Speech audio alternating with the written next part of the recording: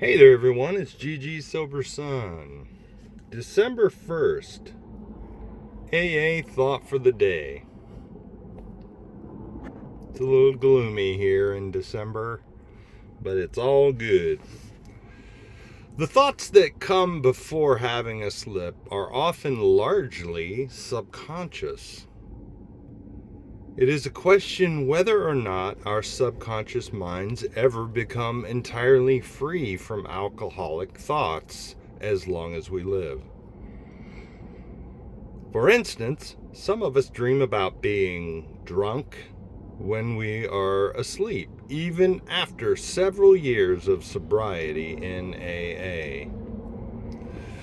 During the period of our drinking days, our subconscious minds have been thoroughly conditioned by our alcoholic way of thinking, and it is doubtful if they ever become entirely free of such thoughts during our lifetime. But when our conscious minds are fully conditioned against drinking, we can stay sober, and our subconscious minds do not even bother us. Am I still conditioning my conscious mind? As long as, every day I don't pick up a drink or I stay sober, I'm in with the chance. Every day I stay sober, I'm in with the chance. I've always heard that statement, every day I don't pick up a drink. But I prefer every day I stay sober.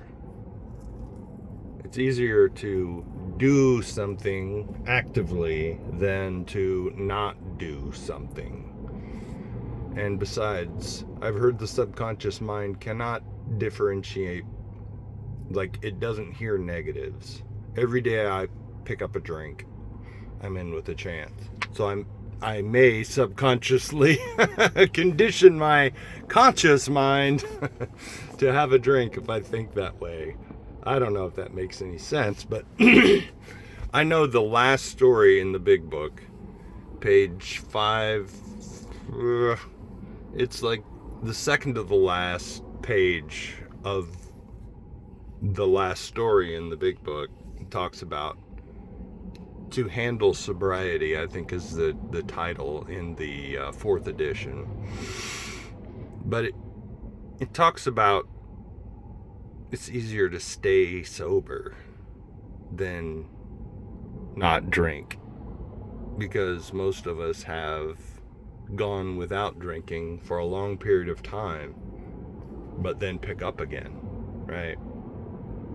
The key is to stay sober, and I really like that, right? It's a story in the big book, right? So it's not the basic text that'll keep us sober, but we can take what we can use and leave the rest, as I've often heard in the rooms of Alcoholics Anonymous, and that's the key.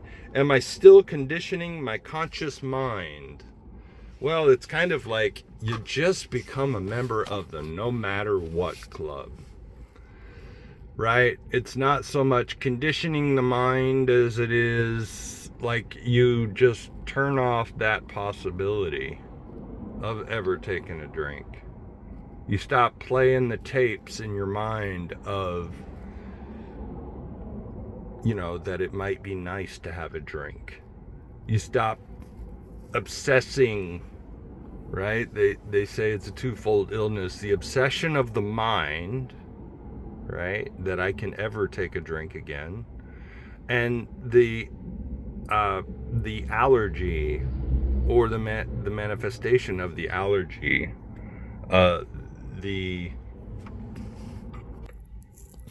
phenomenon of craving is what it talks about in the doctor's opinion, right? But if we're constantly thinking about that sense of ease and comfort that comes after taking a few drinks, we're going to take a few drinks. That's why it says that we have to recreate ourselves with a higher power. So we're not dwelling on thoughts of that sense of ease and comfort that comes after taking a few drinks. And if we ever find ourselves there, we roll the tapes. This is what I learned early on. Roll the tapes. All right? Roll the video forward. Fast forward to the end of that scenario where we take a few drinks, and then fly right past that sense of ease and comfort into obsessive drinking and the inevitable consequences, emerging remorseful with the firm resolution not to drink again. Or what it talks about in More About Alcoholism, the pitiful and incomprehensible demoralization of the next day, right?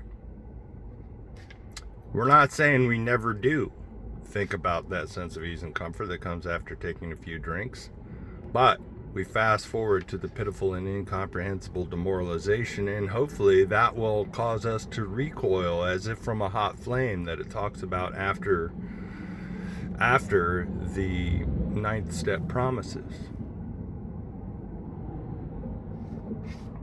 Meditation for the day.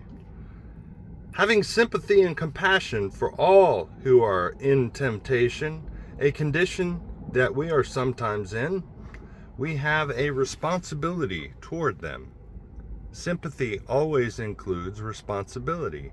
Pity is useless because it does not have a remedy for the need. But wherever our sympathy goes, our responsibility goes too. When we are moved with compassion, we should go to the one in need and bind up his wounds as best we can. And we bind up the wounds with identification of the wounds, right? Like we're like, hey, if you go to your home group enough, that's why it's important to have a home group. If you go to your home group, you know who's coming and going. You know who's been there before and who is maybe their first time, right? That's why it's important to have a home group. You know who's regular and then who's new. You can tell whether they're visiting, right? Because of the, the kind of look on their face, right? If they're there and it looks like they can barely lift their head, their chin's dragging on the ground, or they've been beat up, right? Then not to laugh at their circumstances, but it's easy to spot, really, if you're going fairly regularly to your home group meeting. Trying to catch the dolphins there. Here we go. So we know who is new, and basically you don't have to go out of your way to download all the information you have about yourself and overwhelm them. Just stick out your hand and welcome them. And maybe, if you're led,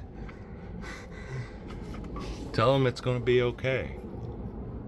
Right? That's what was done for me. And it's such a simple way of 12-stepping someone, 12-stepping them. Right? It's simple. I love that AA keeps that connected way of connecting with others so simple that we meet in our wounds. That's where we meet. That's where we make connection. You know what it feels like to be having your chin dragging on the ground. You feel so low. You know what it feels like, that pitiful and incomprehensible demoralization. So connect. Don't be afraid to connect with it. Take courage. Stick your hand out. That's all you need to do. And you'll feel better as a result. Prayer for the day. I pray that I may have sympathy for those in temptation. I pray that I may have compassion for others' trials. And yeah, I learned in AA the statement, and it's probably not unique to AA. It's probably been around for centuries. But the statement, but for the grace of God, there go I. Right? The people who keep slipping, coming back and getting a silver chip or a white chip, resetting their sobriety date, and they feel hopeless.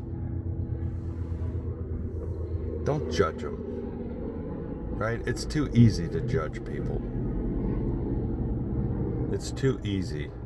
And that judgment will come back on you. That's the thing.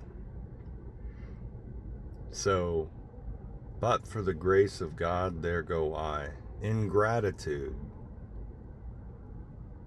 you can have compassion. Because maybe you don't slip on alcohol, right? But maybe you find yourself eating compulsively, purging, or indulging in porn or something like that, right? Most of us have something that we keep going back to try to find fulfillment on some level. So we all have it, so no sense in judging others. There really is no sense in that. So first and foremost, pray for those people, right? Sometimes it hurts when they have a slip because we've spent time with them, encouraging them, and then they drop off the radar, and then you see them weeks later and they're in that state of pitiful and incomprehensible demoralization, doing the whole routine over again. And we can take it personally. It's not hard to do that. So we just keep praying for them and having compassion for them and having sympathy. Not just sympathy, empathy. Because we've been there as well. So keep coming back, y'all. Thanks for listening.